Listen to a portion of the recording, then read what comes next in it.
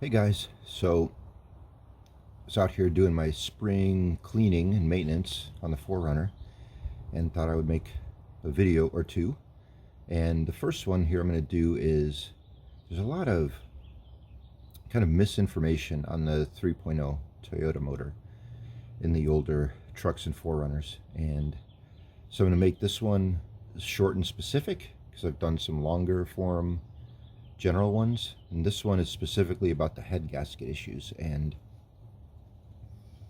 in turn the 3.0 has gotten this reputation as being crap on the internet, and it's just not the case. It just simply isn't. It's a good motor. I would argue it's more reliable than the 22R, or at least as reliable.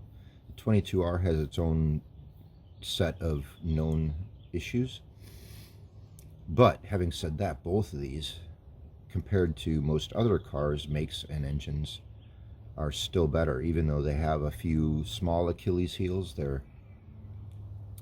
There's not too many, think of how many old Toyota trucks and cars you see out on the road compared to any other make, and it's, at least from what I've seen here in California, it's not even a contest.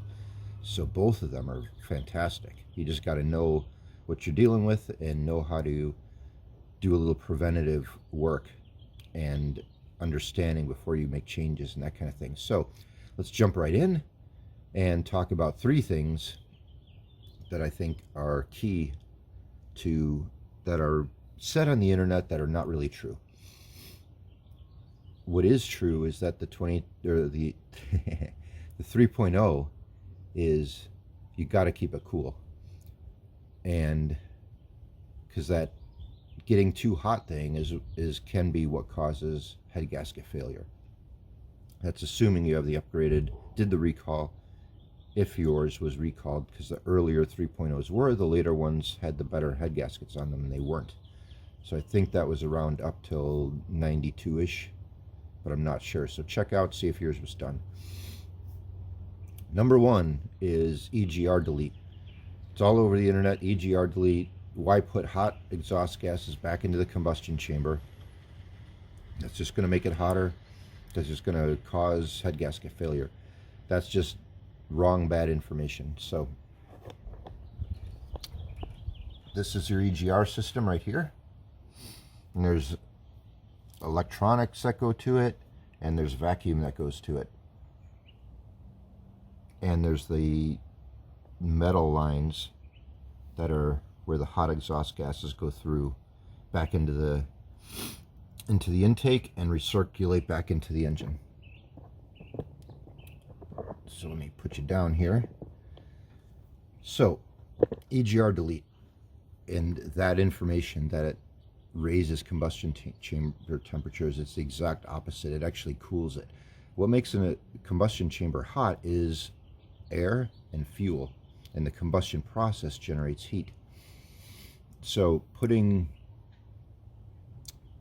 back in the day, when catalytic converters and emissions stuff started coming online, they came up with the EGR, the exhaust gas recirculation, because of the catalytic converters and that kind of thing, to actually lower the temperatures, to keep emissions in check, and to, yeah, it's complicated, but so what happens is the exhaust gas goes back into the combustion chamber, and that's not oxygen and it's not fuel, so it doesn't burn. So it's less oxygen, less fuel, to make less heat and keep those cylinder temperatures cooler. So keeping that EGR in place is the number one thing on this list to keeping your head gasket in good shape and not blowing out that head gasket. So don't do the EGR delete. It's not going to cool, it's not going to make your engine cooler, and it's not going to make more horsepower, anything really measurable or noticeable at all. And again, these 3.0s are not going to make a lot of power. They're not designed for that. The 22R and the 3.0 were kind of derived from industrial type engines, so they're just lower power, really durable, designed to run forever. If you want to race or you want big power for mud bogging and stuff, do an engine swap, honestly. So, but the 22R and the 3.0 if you want just a good reliable motor that'll last for, mine's on 29 years and 320 something thousand miles, and so far so good. So that's number one. Number two, the exhaust crossover. I would show it to you, but it's way down there. It's actually surprisingly far down there. There's lots of stuff on top of this engine.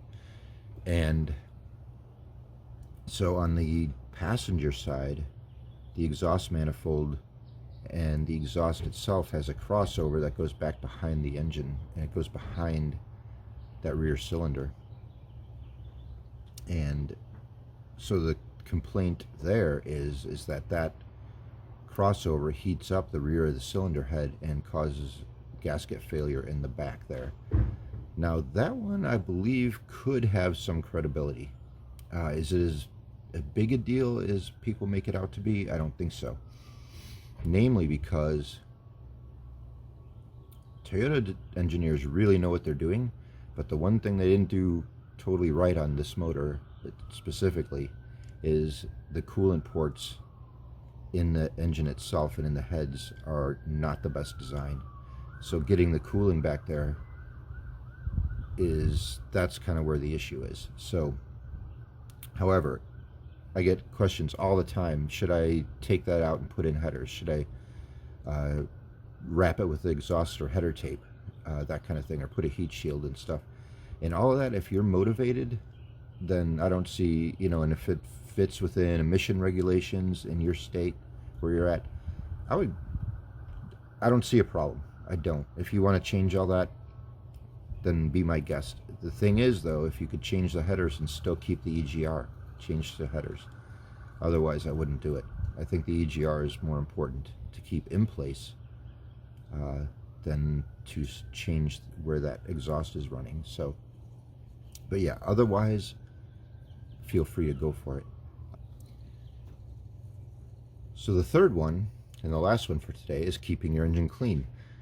When the engine gets all covered in gunk, it traps heat. It's like a blanket. It just retains heat in there. So cleaning all that off helps the engine stay cool. So what I use is just some engine degreaser, and usually the very top doesn't get too greasy, but you could still spot clean it, just look for spots that are greasy and where leaks have happened and that kind of thing. And even really slow leaks, just seepage and things, little bits of fluids get on the outside of the motor, and dust and mud gets on there, and then it cakes, and then more fluids slowly leak over time, collects more dust and mud, so it makes that layers on there of insulation, basically retaining that heat. So just give a good look around on the top, and you could spot treat with this stuff.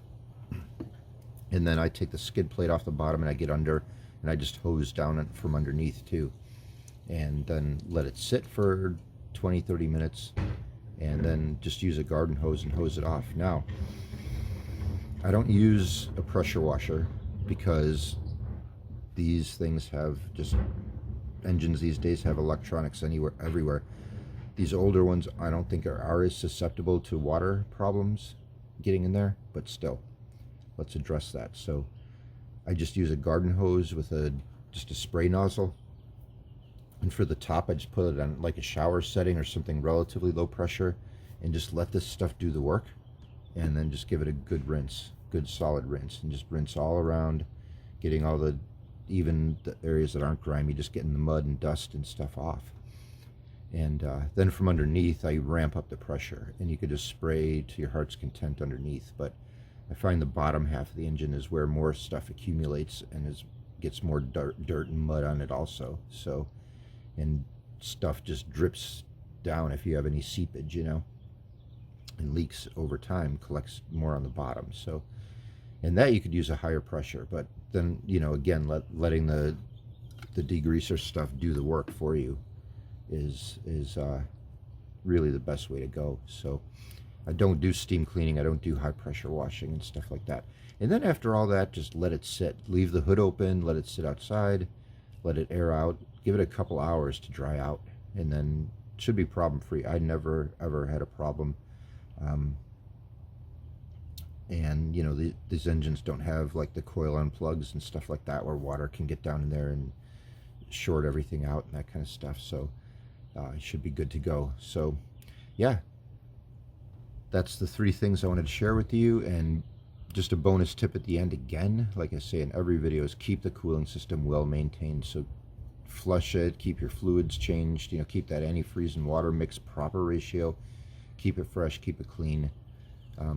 Don't hesitate to change hoses and antifreeze and stuff even ahead of schedule, and keeping the radiator clean and in good shape. Radiators have tons of tiny passages and they can get clogged over time, and everything seems to be functioning properly, and you just don't know, you know, it just starts building up crud in there and calcification and just debris at the bottom that starts building and layering up slowly over time. So, and old radiators don't function as well. So again, like I said in one of my other videos, is that I just went ahead and replaced my radiator. It was factory original, and replaced it with a new one, and my temps went down just by doing that. So, and the old one was still holding fluid, you know, it wasn't leaking or anything. It had a few little tiny pinhole crack leaks. So that was, and yeah, that's an indication it's time to change it or have it repaired. And something as old as these are, I just change it. Or get it full recore. But even on mine, the tanks and stuff that they would retain on a recore, the guy tested them and they were just bad. They were just brittle. So I just changed the whole darn thing out. And I stuck with the 3-core copper radiator like the factory put on there. I just don't have a whole lot of faith in the aluminum with the plastic tanks and that kind of thing. And typically those are 1-core. You may find something else. I just know copper is really good at heat exchanging, so that's what I stuck with. So it's worked up till now, and 29 years and 300-some thousand miles later, it's still working. So if it ain't broke, don't fix it, right? Don't tempt fate. So, all right, that's it for today. I appreciate you guys watching as always. I got some links below as far as my social media. Mostly Instagram is where I hang out, post stuff about my travels and about the Forerunners and that kind of stuff. And as well as that there's a link page down there that I'm building a page for links to products and stuff that I use for my travels and that kind of stuff. So that's a work in progress, but you can check it out if you want. So thank you guys. Talk to you soon. And I appreciate you guys hanging out and watching and everything. It means a lot to me. Thank you. Talk soon.